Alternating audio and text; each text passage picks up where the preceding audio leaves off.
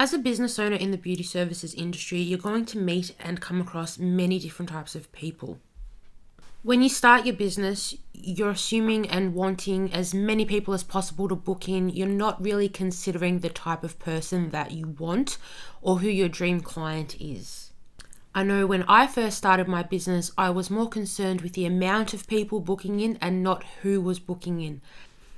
When you start focusing on who is booking in for your services, you start to realize what things you're doing in your business to attract certain types of people and a certain demographic. When I first started doing lashes, I was 21 years old, so I was promoting to girls my own age. Therefore, most of the girls that were coming in were students or had little money. Therefore, I did a lot of budget deals, or I did uni Fridays. If you're a uni student, come in and get your lashes done for $50. They were classic lashes. There wasn't volume lashes back in the day, but I was attracting that demographic of clients. And as being a 21-year-old, I had no idea about business. I thought I knew everything. And I later found that this is what was impinging on my business growth. I was working longer hours to make the same amount of money as what I would if I charged, double that price, just because I thought if I had more people in, that would make my business more successful. Creating a profile of your dream client is not limiting who you want to come into your business exclusively. It gives you an idea of how to market and advertise your business based on that profile that you've created of your dream client. Literally think of a person who you'd ideally want to walk into your business. So what do they look like? What do they do for a living? What type of person are they? How do they dress? All these things. You might think this is really discriminatory to do something like this, but you're not putting it out there to the world. You're doing it for yourself.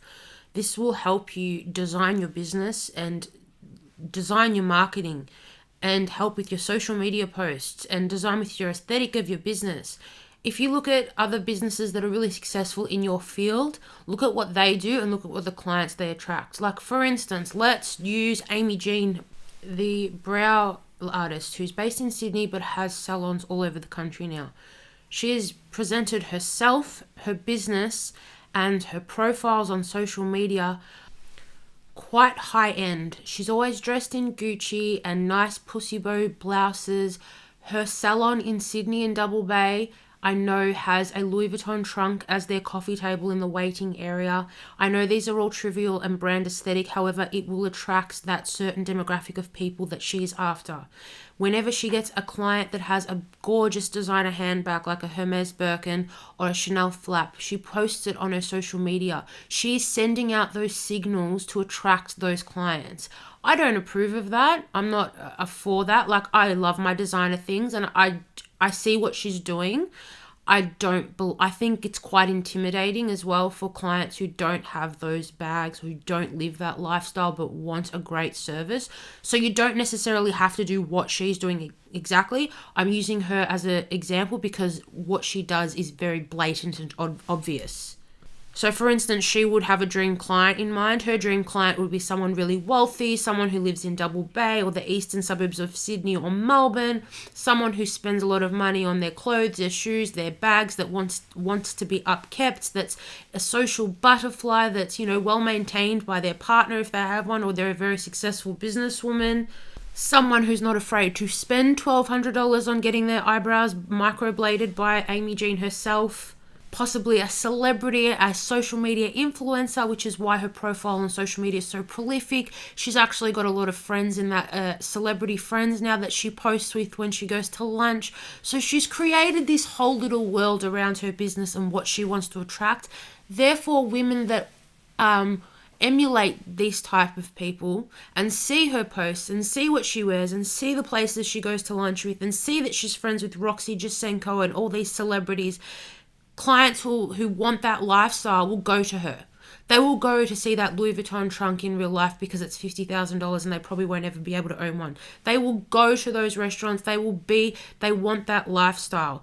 Therefore, she's turned her dream client into her business, and that is what she is attracting. If you are internationally based and not based in Australia, I apologize for using Amy Jean as an example. You can search her on Instagram. She is Obviously, by what I'm saying, you can tell what type of person and business she has. Very exclusive, very designer based, very pretentious. It works. She's very successful. However, you might not have heard of her if you're based overseas. I'm sure how I've described Amy Jean, there's someone in your country or town, or you know what I'm talking about, you know what I'm referring to. So if you haven't thought about your dream client before, jot the characteristics of that person down. I guarantee it'll help you navigate where you want your business to be and how you want to present your business. As we know, a lot of people lash differently as well. So there's a lot of people who will do a really nice mega volume with a D curl. This is if you are a lash artist, of course. So when they post their work on social media, that'll automatically attract a certain demographic. So usually older, more mature women don't want those types of lashes. Therefore, they won't go to someone who's known for doing that mega volume D curl, CC curl, dolly look. So that's another way that you can help, which will determine what type of clients that you will get if you haven't created your dream client. Obviously, if you do want to sit down and jot some notes down about who your dream client is to give you an idea of where you want your business, what direction you want your business to go into, you'll also take into account the way you apply your lashes, because that'll have a big part on what clients will come into your salon. And don't think of this as a bad thing, because if you post a lot on your social media so your potential clients can see the work that you do, it saves them from being disappointed or not knowing how you apply lashes later on after the service. Because say you get a 45-year-old, 50-year-old woman coming in who hasn't seen the work that you've done, and all she's done is booked in a set of lashes, right? And you're more inclined to do a fuller set. And she wakes up and she's like, oh my God, what happened? Therefore, it's a negative experience for that client. So don't be disheartened by the fact that some people will go to your page and see that you apply lashes in a way that is not suited for them, because at the end of the day, that's probably not the type of person that's going to help you grow your business anyway, because that's not the type of lashes you apply. Also, it'll make your work a lot more enjoyable if you're attracting the type of clients that you groove with, that are in your vibe, if that's what you want to say. So don't think of this as a negative thing. The more in tune you are with who you want in your salon, the more successful you become, the more happier you'll be, and the more you'll know what direction your business is going to be heading in and where you can take it. I'd recommend looking and researching at other businesses and what they're doing and how they're marketing and advertising towards their clients, and look at what clients are going into their salon, which is a result of their business aesthetic, their advertising and marketing. It's really important if you are struggling to find an identity for your business, or if your business is new, or if you haven't even started yet. And I also know that a lot of people that have moved from working from home into a salon also find that identity in between that transition, which is super important too, because it'll help with the aesthetic and the style that you want your salon to look like as a storefront. I think another good example that you could incorporate within your marketing and your advertising of your business is whether you are a child-friendly salon, or whether you can accommodate to heavily pregnant women who want beauty services or their lashes done. Personally, the way I would do this wouldn't be to exclusively point them out and say we are a child-friendly salon. What I would do, I would create content that included a pregnant woman in the video, or I would include a mother with a child, or even if you have kids of your own, you could use content with them in it to show that you are child-friendly. This would make a lot of women and mothers feel comfortable coming to your salon. They might not explicitly be told, hey, we're child friendly, you can bring your kids here. However, they won't feel intimidated or feel like they need to find a babysitter, or, do those extra things that might prevent them from booking in, because it's just an inconvenience for them to come into the salon due to the fact that they need their child taken care of. So I think that is a great way, if you are a child-friendly salon and don't mind that demographic of women coming in, which, let's be honest, is a massive group of people. So I think it's a really good idea that you do incorporate some content to show that, I've got kids too, I understand, that kind of storyline. If you were interested in creating content or encouraging pregnant women or young mothers to book in with your business, another idea I just thought of would be to maybe create a video of showing how a pregnant woman would lay down on a lash bed and where the pillows would be positioned, and providing evidence of that detail and care that you can personally give to a heavily pregnant woman if they are concerned about the safety of lying on a bed for so long and the comfort, because a lot of women don't want to be uncomfortable in their last trimester of pregnancy. So if you can provide some content and reassurance that they will be comfortable during the lash service and they can just rest, I'm sure that'll tip them over the edge to make that appointment with you. And finally, on this group of women, you could also provide different sets of working hours to accommodate young mums. So I get a lot of mums that want to come in after hours when their partners are home to look after the kids, or after they've put the kids to sleep at around 7:30. If you want, you don't have to do this, but if you don't mind working or doing a couple of clients after those times, so 8 p.m., 9 p.m., that's completely up to you. However, I know personally from my clients who are young mums that I've been asked many times, hey, can you do an 8 o'clock appointment? Hey, can you do an 8:30 appointment? Just because I have to put my kids to sleep. They cry if I'm not there. So I know that if you were to, publicize that you did late night appointments to help women in that position, or, anyone in that position, without them having to ask you whether you do those late nights, it would create a sense of comfort and reassurance for them to book in with you, because they get you, or they know that you get them and understand, if that makes sense. So moving on, when you create your profile of your dream client, you need to think of what hours you want to work and what types of clients will be available within those hours. Your brand aesthetic, whether you use really bright pinks or neutral tones or golds, what colors you use in your, all your logos, your branding. If you've got a really mature logo, if you've got a really girly logo, these things all play a part in what clients you will get within your business. Your price points, where you price your lashes, whether you charge deposits, your policies and how strict you are with following them will also attract types of people and deter clients as well. So this is also about deterring people that you don't want to come into your business. So, the ones that are always late, the unreliable clients, they tend to fit a certain profile. So if you can loosely base your business policies, aesthetic, all of what I've covered based on this dream client, you will find that it'll be easier for you to determine how you market and advertise to those people and reach those people, because you'll be providing information that they will want to know specifically, and it'll assist in giving your business an identity.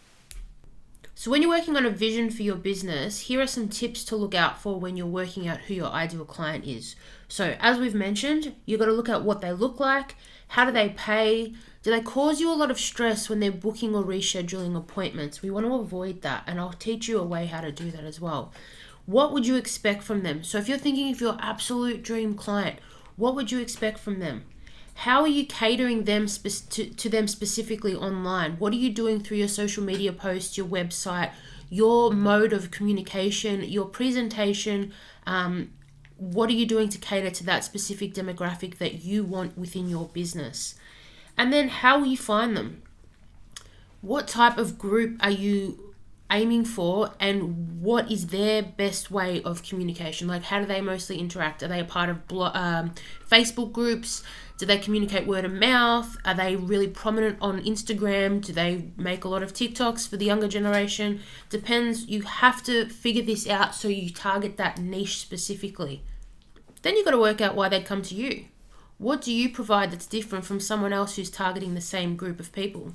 What education, what knowledge, what expertise, and what presentation of your business, what aesthetic, how are you branding? All these play a part on why that person should choose you over another similar business. Again, as I mentioned earlier, when you create your dream client, it is loosely based. You do not specifically want that person all the time. However, if you have an idea in mind of what will make your business run smoothly and give you minimal stress so that you can optimize all business points as best as possible, then I would recommend thinking of a dream client, because in your head, it's like running a horse race.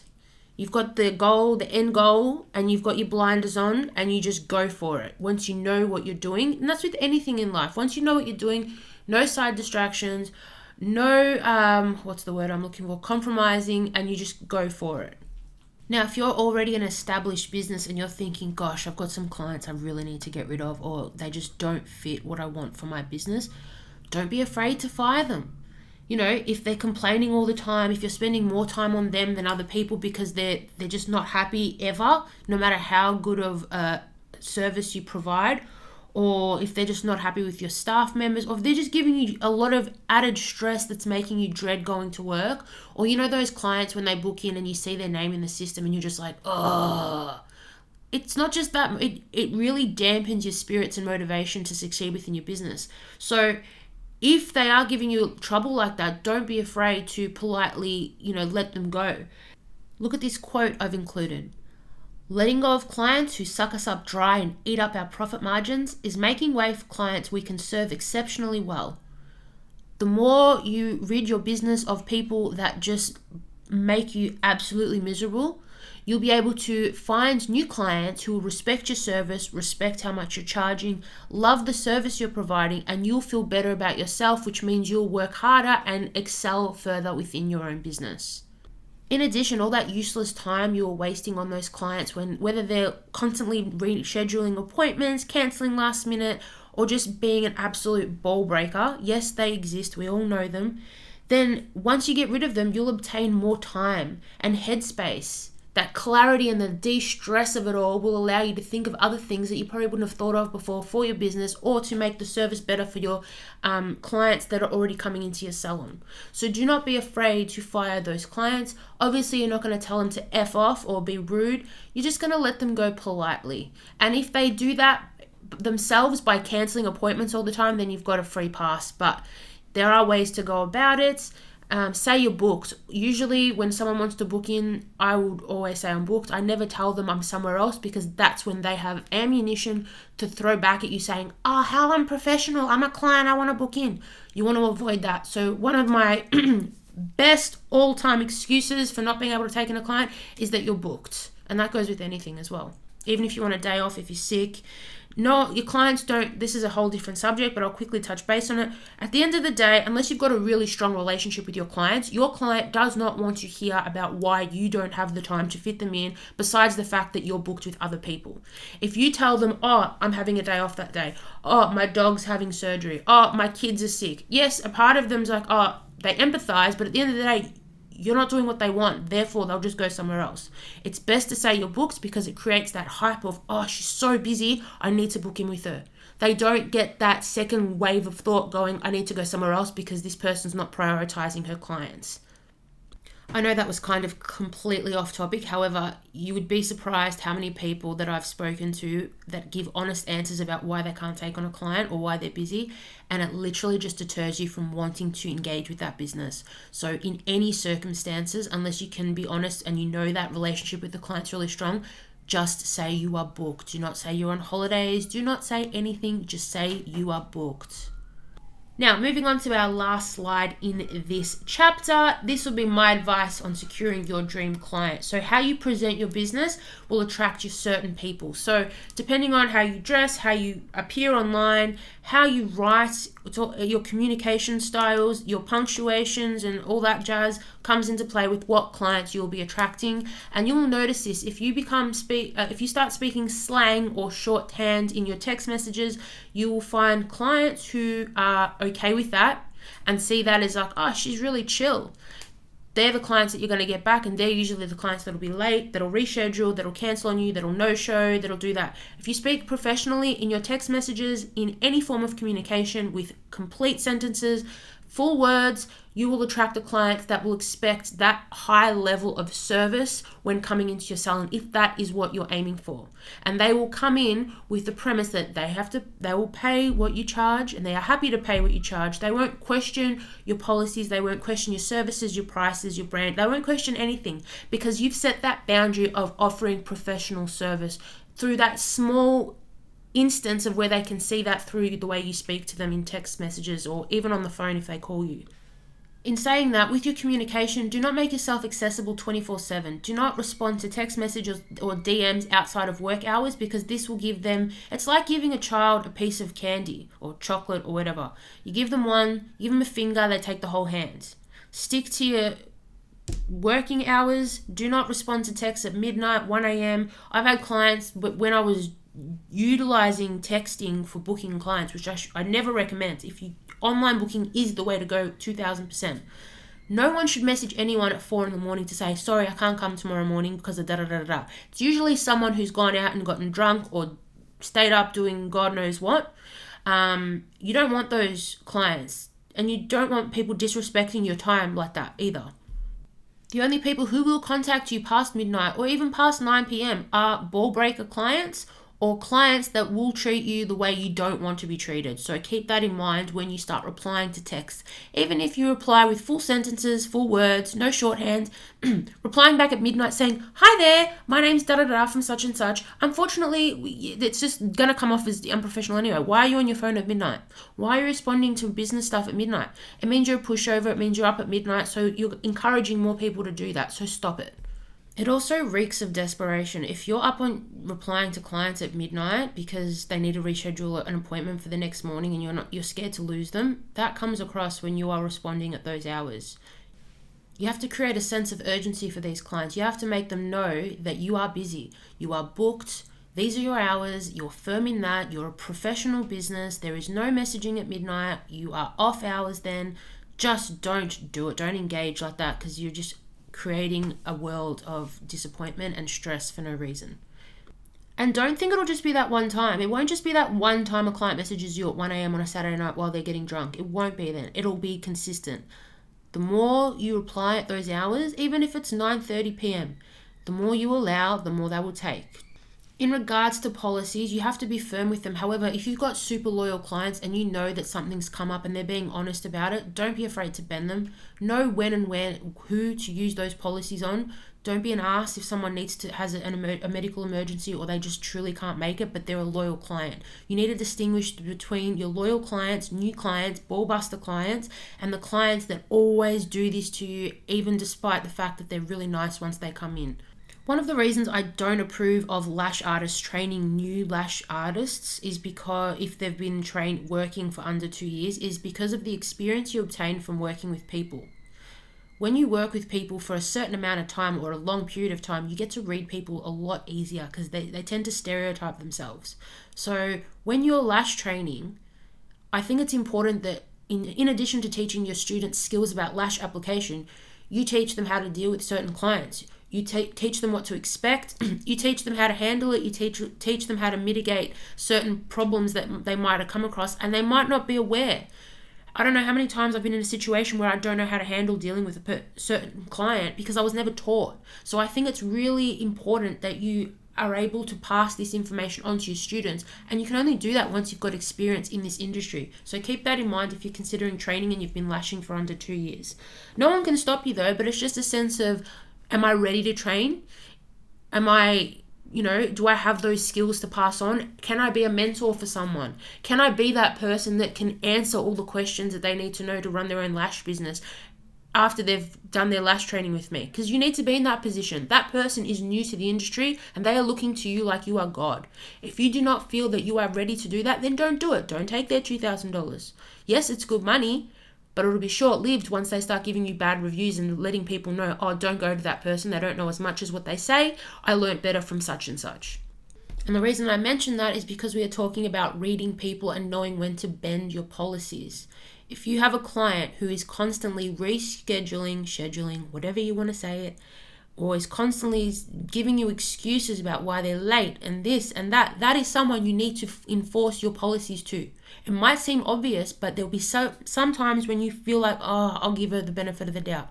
Maybe for the first time, yes, but if it's a consistent pattern because you keep allowing it, they will keep doing it because they will think, oh, she doesn't care if I'm 10 minutes late. She doesn't care if I'm 15 minutes late. Oh, I'll reschedule. It's fine. I'm a good client of hers. No, this is all wasted time and money and resources. You could have a good client come in who doesn't do this to you, give you that less stress that you deserve, come in, pay, do whatever, then leave, and you see them in a couple of weeks. Not all this messing around for one appointment because a client can't get their shit together for whatever reason. And this is where you don't want to hear their excuses. Yes, you can be lenient and empathetic and all of that, but if it's consistent and it's affecting your mental state and your business success, then you need to put your foot down and enforce those policies and stop being a pushover, because once they tell someone else that you are lenient with those policies, that's how you'll be seen. And this deters you from securing your dream client.